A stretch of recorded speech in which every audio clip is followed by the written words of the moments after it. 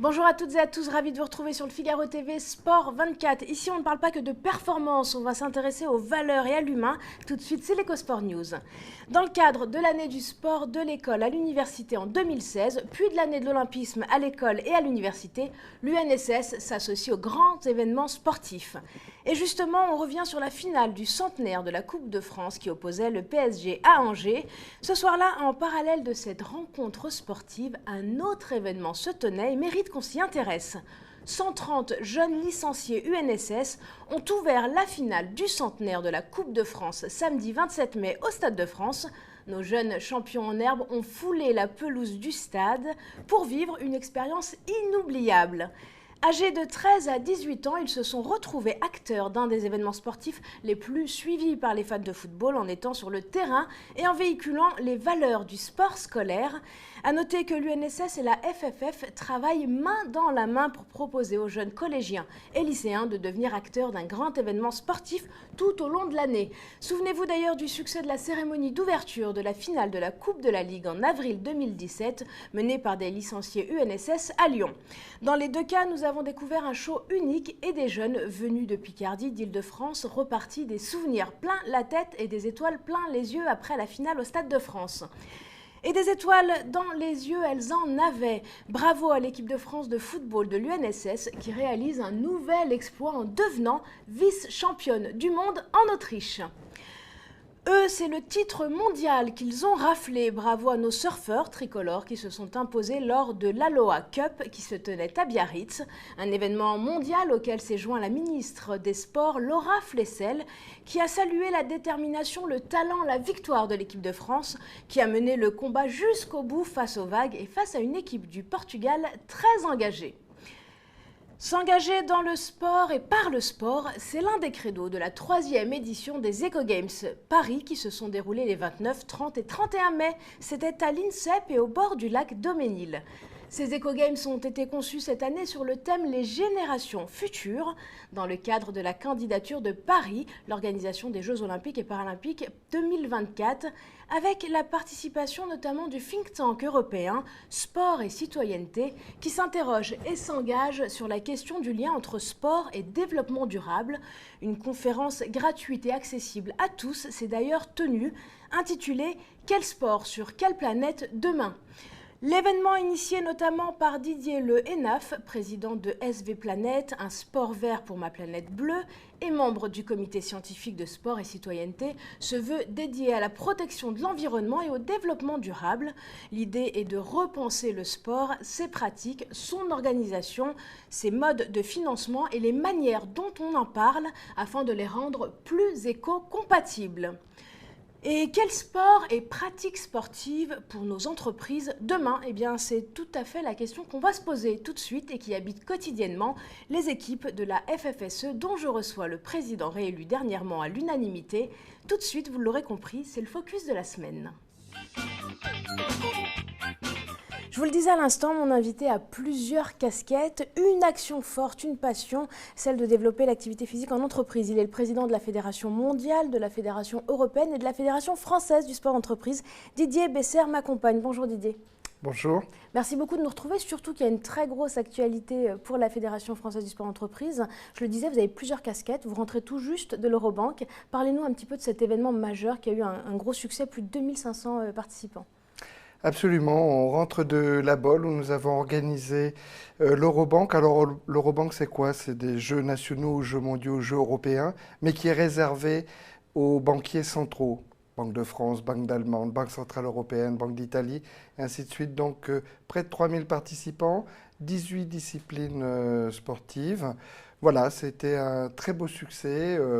La Bolle nous a très bien accueillis et la Fédération française du sport d'entreprise a très largement participé, pour ne pas dire organisé, cet événement qui servira d'ailleurs d'expérience pour les Jeux mondiaux qui se dérouleront à la même époque et toujours à la Bolle en 2018. Et justement, on va en parler. Donc, je le disais, toutes ces casquettes, vous les portez pour justement avoir cette même action, de réunir les pays comme ça, on l'a dit, l'Eurobank, mais ce sera le cas des Jeux mondiaux, de réunir en fait les collaborateurs aussi qui participent. C'est vraiment une volonté de promouvoir encore plus et de sensibiliser plus à la pratique sportive d'entreprise?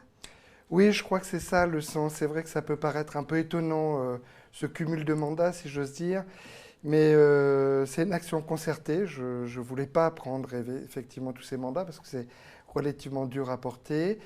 Je crois que je suis surtout très bien entouré. Et j'ai l'habitude de dire, je m'entoure de gens qui sont meilleurs que moi. Donc, vous voyez, ça ne peut que fonctionner quand on a des collaborateurs qui sont au niveau. Et on le voit, on a récupéré pour la France ces Jeux mondiaux classés dans les grands événements sportifs par la DIGES, par le gouvernement. Donc je crois que c'est aussi notre façon de contribuer au rayonnement international de la France et du sport. Et on l'espère, en toute modestie, peut-être contribuer à ce que 2024 soit la grande fête qu'on espère tous. Alors on en parle souvent en 2024, donc la Fédération Sport Entreprise est évidemment aussi actrice de cet événement. Les Jeux mondiaux de la boule, vous avez aussi l'impression que c'est l'occasion de montrer tout le chemin parcouru toutes ces années depuis que vous êtes à la FFSE? Évidemment, je crois que c'est, vous savez, quand on récupère un événement de cette importance, chaque fédération, une Coupe du Monde ou des Jeux Olympiques encore plus, c'est toujours un aboutissement, une consécration et une reconnaissance du travail effectué. Encore une fois, notre méthode, c'est le travail en équipe, c'est-à-dire qu'on travaille, on s'entoure d'expertise, on travaille avec l'ensemble des fédérations délégataires. Moi, j'ai toujours dit, nous sommes des généralistes et quand on a besoin d'expertise, on s'adresse à la fédération de football ou de tennis ou autre, à l'ensemble des fédérations du sport que nous pratiquons au sein de nos entreprises. Alors Didier Bessert, on va bien expliquer que ces Jeux mondiaux, c'est une vraie compétition avec toutes les valeurs du sport qu'on peut voir. Comment ça va s'organiser? Comment on participe? Quelles sont les disciplines, les épreuves? Alors les Jeux mondiaux, c'est, puisqu'on parlait de 2024, c'est un peu les Jeux olympiques de l'entreprise, si je peux me permettre de m'exprimer ainsi. Comment on y participe? En s'inscrivant tout simplement. Chaque fédération nationale a ses méthodes. Quelquefois, c'est le champion de la discipline qui y va, ou dans d'autres, c'est plus basé sur l'inscription et sur la participation. C'est effectivement des compétitions, mais il y a une véritable originalité, c'est qu'on fait du sport santé. Et pourquoi on fait du sport santé? Tout simplement pour rester fidèle à ce qu'on fait dans l'entreprise. C'est-à-dire qu'il y a à la fois les matchs de football, de compétition, les marathons ou d'autres, ou des compétitions de tennis, mais il y a aussi beaucoup de sport santé, du pilate, du yoga, de l'aquagym et de la marche nordique ou de la randonnée pédestre ou du cyclotourisme. Et on tient absolument à ce que ces disciplines fassent partie de la fête. Et donc, il y a des activités sportives ou du sport qui ne se déclinent pas en compétition dans notre événement.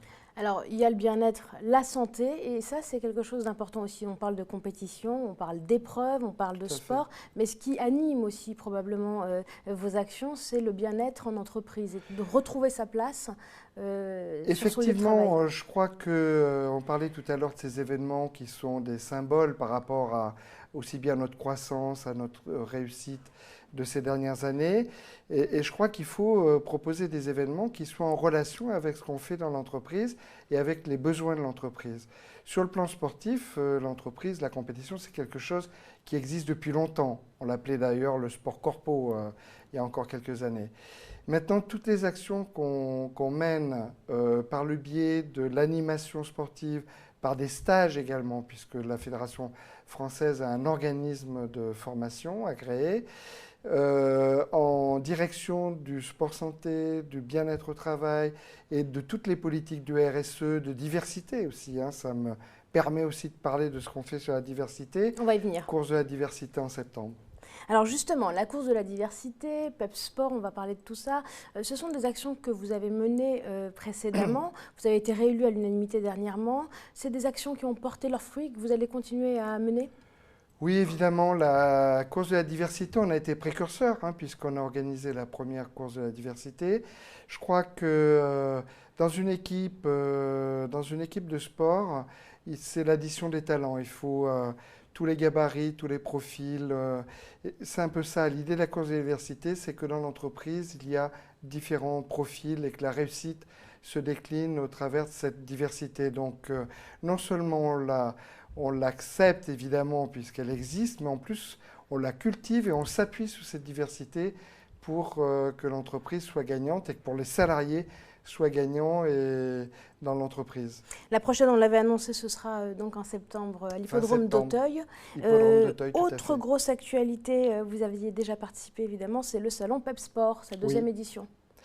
Salon PepSport, première réussite l'an dernier, première édition et succès l'an dernier.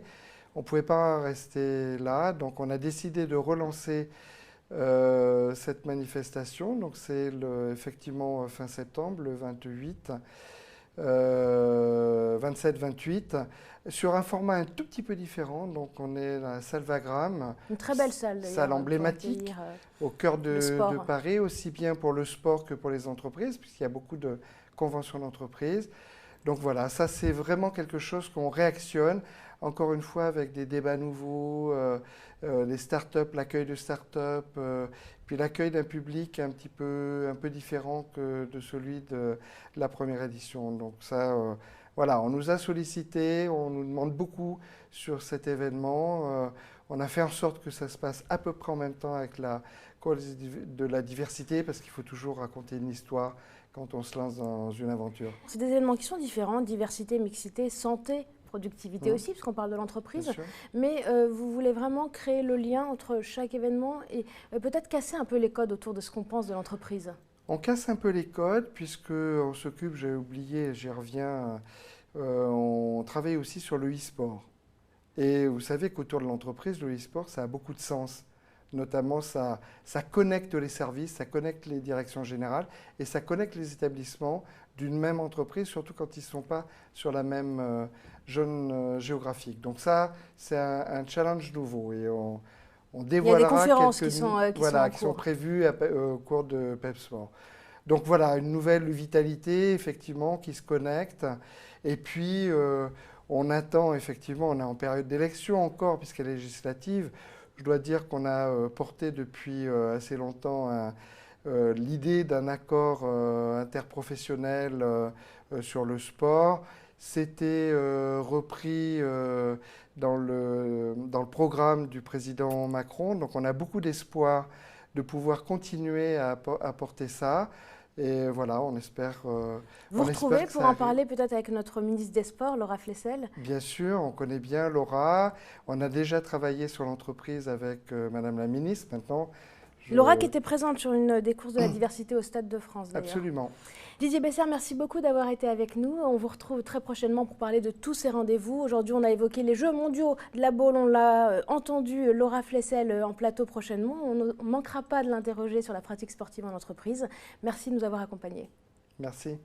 Voilà, c'est tout pour le focus, mais vous le savez, vous prenez tout de suite de quoi noter les rendez-vous à ne pas manquer cette semaine. Dans les rendez-vous à ne pas manquer, le 14 juin, pour une conférence e-sport, un sport comme les autres, le think tank Sport et Citoyenneté se propose de réunir des acteurs du monde du sport, de l'e-sport, du monde universitaire, médical ou même de la société civile, afin de débattre du développement de la discipline, de son impact sociétal ainsi que de son effet sur le corps. Pour vous inscrire, rendez-vous sur le site du Maïf Social Club. Et puis le 14 juin, toujours, une action dédiée au sport scolaire avec 2500 licenciés UNSS attendus pour cette journée tournée vers Paris 2024. Des ateliers se tiendront tout au long de la journée sur le parc départemental de Marville à La Courneuve. Une action soutenue par le département de Seine-Saint-Denis qui va proposer aux jeunes d'investir les lieux et de se surpasser autour des valeurs du sport scolaire.